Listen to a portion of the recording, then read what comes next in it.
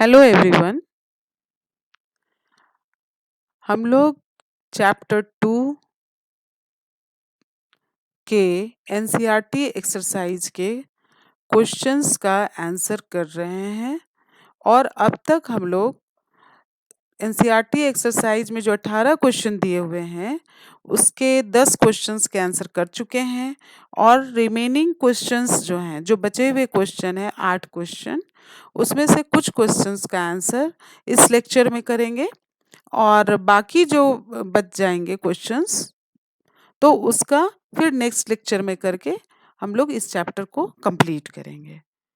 तो आज हम लोग क्वेश्चन नंबर 11 से स्टार्ट करते हैं, उसका आंसर करते हैं।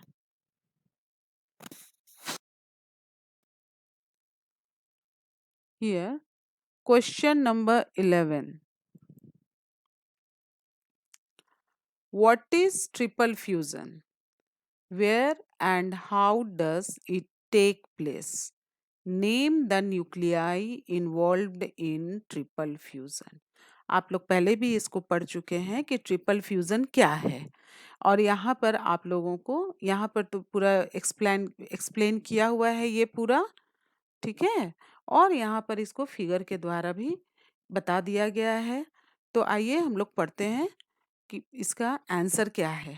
Inside the embryo sac one male gamete fuses with egg cell to form zygote. तो वो 2n बनता है, that is 2n, and this is called syngamy और ट्रू एक्ट ऑफ फर्टिलाइजेशन। ठीक है।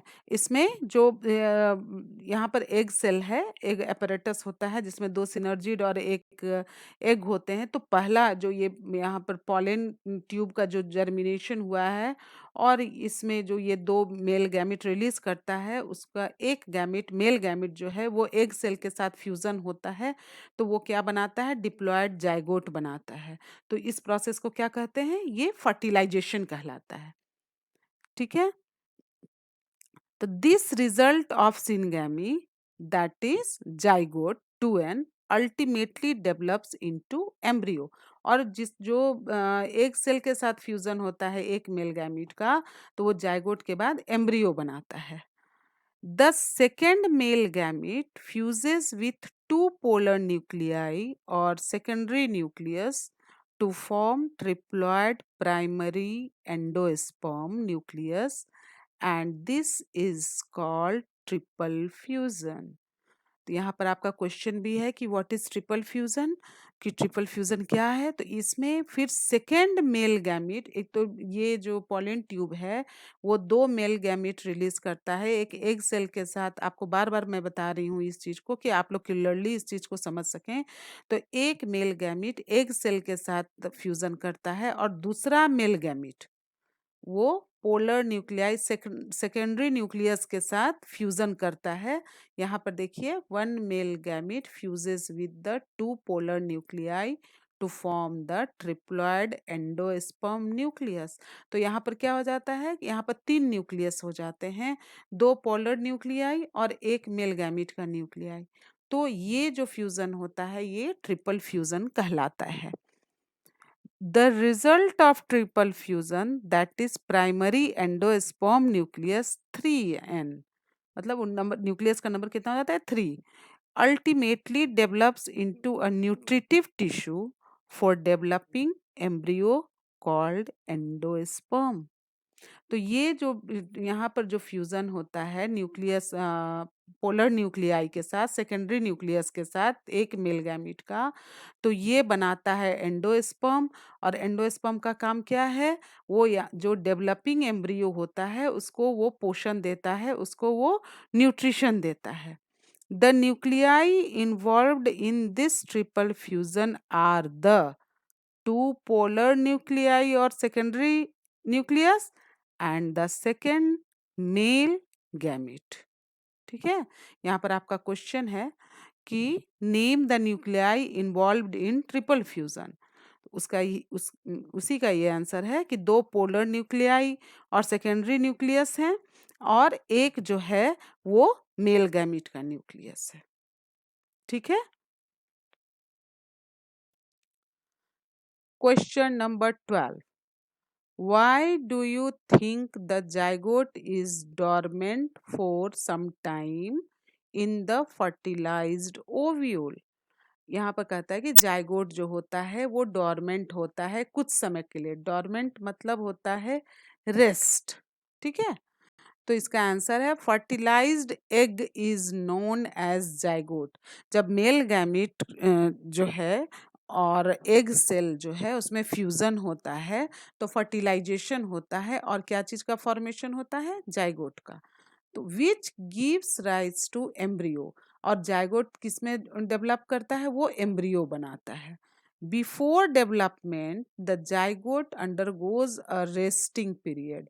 जब वो जाइगोट से एम्ब्रियो जो बनने का होता है वो डेवलपमेंट जो होता है तो जाइगोट कुछ समय के लिए रेस्टिंग पीरियड में चला जाता है. ठीक है, तो this is because the zygote waits for the formation of certain amount of endosperm for the nourishment of embryo. अब यहाँ पर आप लोगों को बताया जा रहा है ये ऐसा क्यों होता है. ये रेस्टिंग, यहाँ पर आप देख रहे हैं कि यहाँ पर लिखा हुआ है कि zygote undergoes a resting period that is dormant period. ठीक है, और ये क्यों होता है?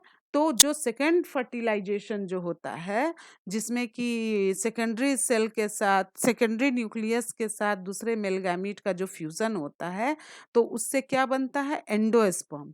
तो एंडोस्पर्म बन जाएगा तब तो जो एम्ब्रियो जाइगोट से एम्ब्रियो बनेगा उसको पोषण मिलेगा.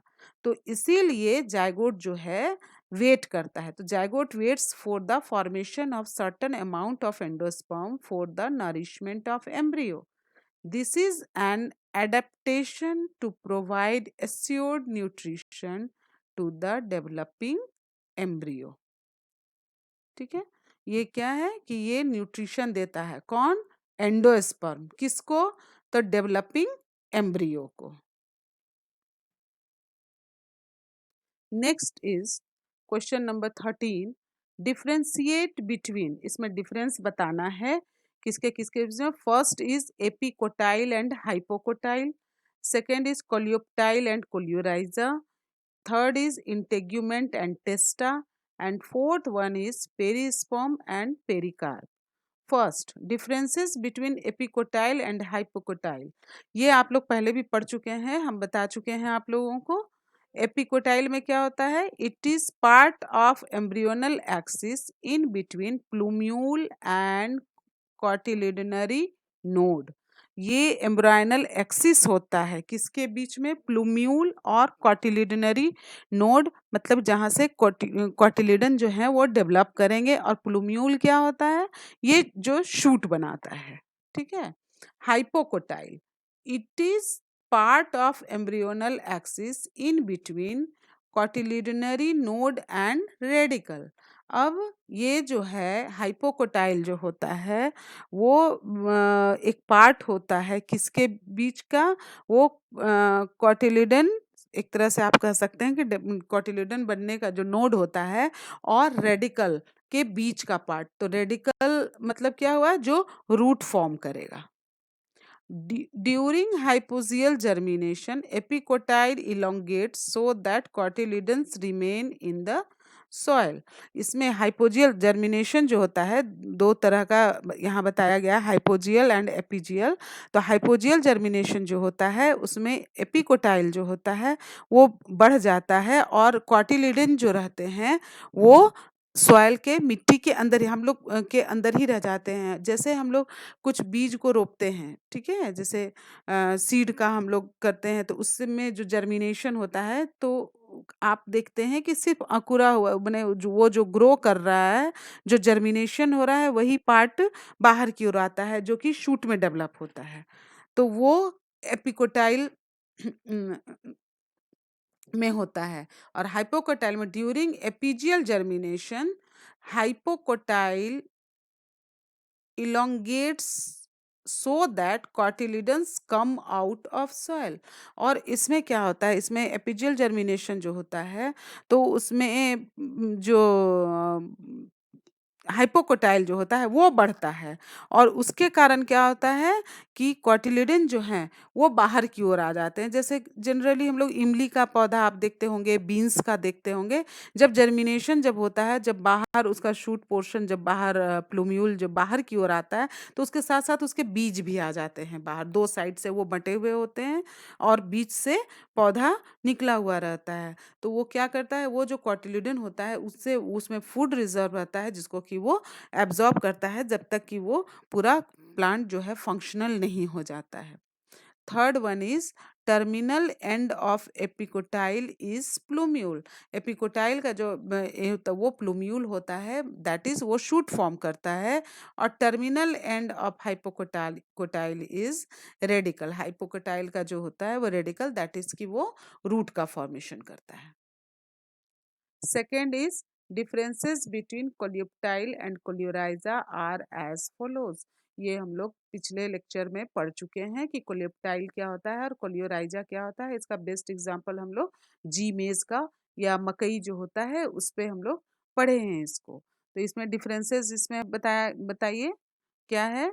तो इसका डिफरेंस है the epicotyl bearing shoot apex and leaf primordia is enclosed in a फोलियर structure called coleoptile. ये एक एनवेलप होता है और जो फोलियर स्ट्रक्चर इसका होता है उसको ढके हुए रहता है, वो कोलियोप्टाइल कहलाता है। ये शूट पोर्शन होते हैं, ठीक है, जहाँ के प्लूम्यूल को वो ढकता है। उसी तरह से कोलियोराइजा जो होता है, the radicle and root cap are enclosed in a sheath called coleorhiza। और ये पूरा डेवलपमेंट के पहले रेडिकल जो होता है और रूट कैप जो होते हैं वो एक एनवेलप्ड रहते हैं, एक ढके हुए रहते हैं एक लेयर के द्वारा, उसको कोलियोराइजा कहते हैं। Coleoptile has a terminal pore for the emergence of first leaf. और इसमें कोलियोप्टाइल में एक पोर होता है, एक छेद होता है जिससे कि जो पहला लीफ होता है वो बाहर की ओर निकलता है। Coleorhiza is a solid structure.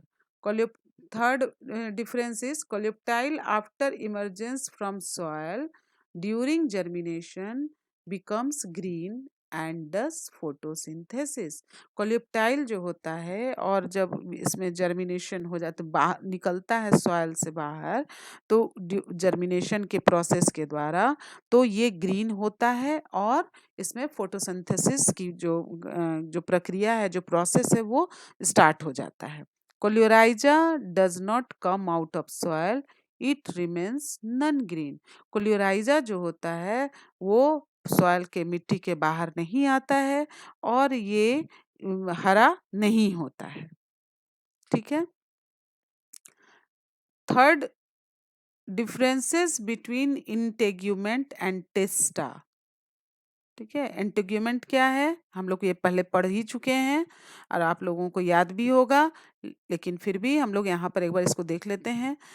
Integument is the covering of the ovule. हम लोग जनरली पढ़े हैं कि ओव्यूल में दो तरह के कवरिंग होते हैं, एनवेलप होता है, एक आउटर इंटेग्यूमेंट जिसको कि इंटेग्यूमेंट कहते हैं, वो outer integument and inner integument. उसी तरह से टेस्टा जो होता है, it is outer covering of seed, ये बीज का बाहर का कवर होता है। इंटेग्यूमेंट इज थिन, वन और to layered, but टेस्टा is quite thick, ये मोटा होता है लेकिन ये वन लेयर्ड होता है। Third is its cells are living. Testa में जो सेल्स होते हैं its cells are dead. In integument sclereids are absent, here in testa cells are rich in sclereids. Integument में it arises from chalazal end of ovule. हम लोग पढ़ चुके हैं कि ओव्यूल में दो एंड होते हैं, एक चैलेजल एंड होता है जो कि बेसल पार्ट होता है और एक माइक्रोपाइलर एंड होता है जिसमें माइक्रोपाइल प्रेजेंट होते हैं। और जनरली उससे पॉलन ट्यूब जो हैं वो माइक्रोपाइलर पाइल में ही के थ्रू ही उसमें फर्टिलाइजेशन होता है। तो and in testa it is derived from outer integument of ovule after fertilization. In integument it is a pre-fertilized structure. ठीक है। ये जो इंटेग्यूमेंट जो होता है ये फर्टिलाइजेशन के पहले का स्ट्रक्चर होता है and testa is a post fertilized structure. And fourth difference between perisperm and pericarp. Perisperm, it is unused nucellus in the seed. Perisperm है ये। और पेरिकार्प क्या है? It is the covering of fruit that develops from ovary wall. हम लोग पहले भी पढ़ चुके हैं कि फ्रूट क्या है, तो वो स्वॉलन ओवरी है, ठीक है। तो उसका जो कवरिंग होता है फ्रूट का, तो उसको तो वो या आउटर स्किन जो होता है वो पेरिकार्प कहलाता है। Perisperm is a part of seed. Perisperm जो है वो सीड का एक पार्ट होता है, लेकिन पेरिकार्प जो होता है it is a part of fruit. Third difference is perisperm is usually dry, pericarp is dry और fleshy. Perisperm is often non functional for seed. Perisperm जो होता है वो सीड के लिए नॉन फंक्शनल होता है, इसका कोई खास काम नहीं होता। लेकिन pericarp, it is protective covering and also helps in dispersal and nutrition. Pericarp जो होता है वो प्रोटेक्टिव होता है, वो उसको प्रोटेक्शन देता है ना, और फ्रूट को, और ये डिस्पर्सल ऑफ सीड और उसको न्यूट्रिशन भी देता है, दोनों काम करता है ये। And next question, question number 14, why is apple called a false fruit? Which part or parts of the flower forms the fruit? Apple को फॉल्स फ्रूट क्यों कहते हैं? हम लोग जनरली जानते हैं कि ये एक फल है ना, लेकिन अगर इसको हम लोग साइंटिफिकली पढ़ें तो इसमें इसको फॉल्स फ्रूट कहा जाता है। क्यों कहा जाता है, या कौन सा पार्ट जो है वो फ्रूट बनाता है? आइए हम लोग इसको आंसर में देखेंगे कि most fruits develop only from ovary and are called true fruits. जैसे कि यहाँ पर मैंगो, यहाँ पे एक आपको दिखाया गया है कि जो फ्रूट ओवरी से डेवलप होते हैं, हम लोग यही जानते हैं कि ओवरी जो है वो फ्रूट बनाता है, ओव्यूल सीड में डेवलप होता है। तो ओवरी से जो फ्रूट बन गया वो ट्रू फ्रूट होता है, एक्चुअल फ्रूट है। And when fruit develops from other floral parts other than ovary it is called false fruit. अब है कि जो फ्रूट ओवरी से नहीं बनकर किसी और पार्ट्स से बनता है तो वो फॉल्स फ्रूट कहलाता है। एप्पल के केस में हम लोग देखते हैं, आप लोग जनरली यहाँ पर भी स्ट्रक्चर आप देख सकते हैं, जैसे यहाँ पर जिससे ये जुड़ा हुआ रहता है ये फ्रूट, तो ये और ये एप्पल, तो ये इसका जो पार्ट जिसका हम लोग कहते हैं कि इसका डंठल कहते हैं या जो भी, तो वो क्या होता है अंदर की ओर धंसा हुआ रहता है। ठीक है, यहाँ पर देख रहे हैं पेडिसल जो होता है वो अंदर की ओर होता है और ऊपर से ओवरलैप्ड रहता है, इसका जो फ्लेशी पार्ट रहता है वो ओवरलैप होता है। ठीक है, तो ऐसा क्यों होता है? तो ये due to overlapping of thalamus है। तो apple is a false fruit where thalamus contributes to the fruit formation. यहाँ पर जो है, यहाँ पर थैलेमस होता है जिस पर कि ओवरी होल्ड करता है, तो थैलेमस जो है वो ओवरी को ओवरलैप कर लेता है, और ओवरी जो है, जो एक्चुअल फ्रूट हम लोग जिसको कहते हैं, वो थाल उसके अंदर चला जाता है, और उम, ये थैलेमस जो है वो फ्लेशी हो जाता है, तो जिसके कारण इसको एप्पल को फॉल्स फ्रूट कहते हैं। यहाँ पर देखिए कि जो हम लोग फ्रूट का है कि आउटर जो स्किन होता है उसको पेरिकार्प कहते हैं, फिर उसके अंदर सीड होता है, फिर यहाँ पर आप देख रहे हैं कि यहाँ पर पेरिकार्प है, यहाँ पर सीड है, और ये फ्लेशी पार्ट जो है वो थैलेमस का पार्ट है। तो और उसी के कंपैरिजन में यहाँ मैंगो में आप देख सकते हैं कि आउटर स्किन इज एपिकार्प, बीच का जो फ्लेशी पार्ट होता है उसको हम लोग मेसोकार्प कहते हैं। अंदर में जो आम का जो जहाँ पर सीड डेवलप करता है, और हिंदी में जनरली हम लोग उसको गुठली कहते हैं जैसे, तो वो एंडोकार्प होता है। फिर अंदर में सीड कोट होते हैं और फिर बीच में उसके अंदर सीड होता है। हार्ड पार्ट जो होता है आम का, उसके अंदर में फिर सीड होता है। और तो ये जो है ये ट्रू फ्रूट कहलाता है। ठीक है, दोनों इसलिए दोनों का फिगर यहाँ पर दे दिया गया है, जिसके कारण आप आसानी से इस डिफरेंस को भी समझ सकें और इसके डेफिनेशन को भी जान सकें कि what is true fruit and what is false fruit.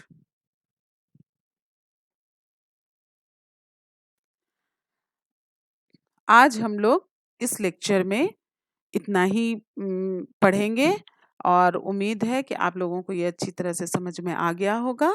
Next lecture में हम लोग बाकी के क्वेश्चंस के आंसर देखेंगे। Thank you.